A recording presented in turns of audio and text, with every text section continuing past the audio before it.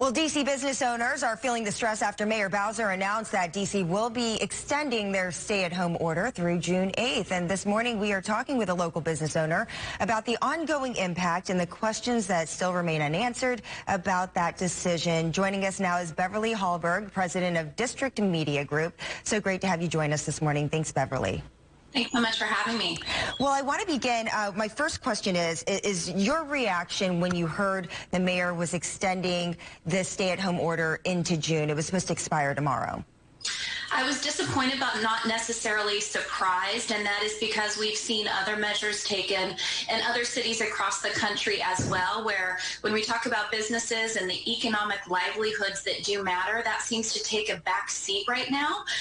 We've been told that this was about not overwhelming our hospitals, but our hospitals in D.C. are not overwhelmed right now. And so I wish there was a bigger focus on what this means for small businesses. Many small businesses are closing week by week.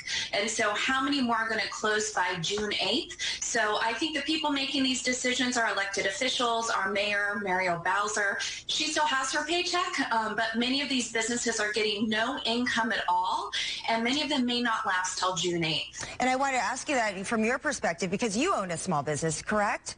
Correct. Only 3 full-time employees, so we are the smallest of the small, and there's definitely been a huge impact to us. Yeah, when you talk about the impact, in what way? I mean, at this point of the game, you know, some people were ready to reopen, they were excited, they had their PPEs in place, and then all of a sudden, bam, we got to go another couple weeks or another few weeks without getting that paycheck.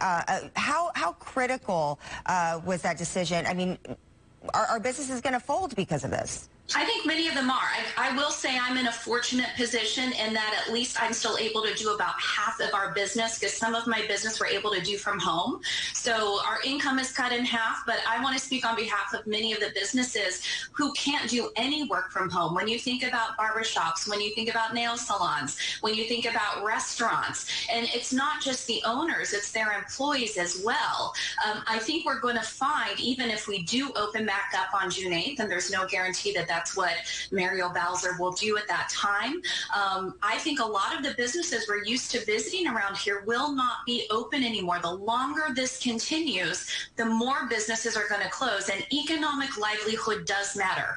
Of course, we need to be concerned about people's health, but there is also economic health. There are health impacts when people lose everything that they have, and that needs to be considered as well. I think we can find a balance of making sure we're taking precautions as good as we can when it comes to being safe and not spreading the coronavirus, but also realizing that since we don't have a vaccine and we don't know when there will be a vaccine, that we need to start opening up businesses and trust businesses and DC residents to be kind to their neighbor, to wear a mask. I think businesses have always cared about their customers, including their safety, and I think we should trust them to take those measures to open up responsibly. Do you think that there is enough pressure that's been put on the mayor to reopen D.C.? Well, I think anytime your elected officials are getting their constant paycheck, there's not enough pressure because they're not feeling the personal impact like we are. Our incomes have suffered. And so I do think it's upon us as business owners to speak out. I think if DC residents speak out and say that we can open up responsibly, let us. This cannot continue forever. We don't know if a vaccine is even going to be around in the next year. So what really is our goal if our hospitals are not overwhelmed right now? So I think as business owners and as DC residents who love the small shop down the road that they visit, we need to speak up and put pressure on our elected officials to open up, because economic livelihoods is a health aspect as well, because people's businesses do matter. Beverly Hallberg, thank you so much for your time.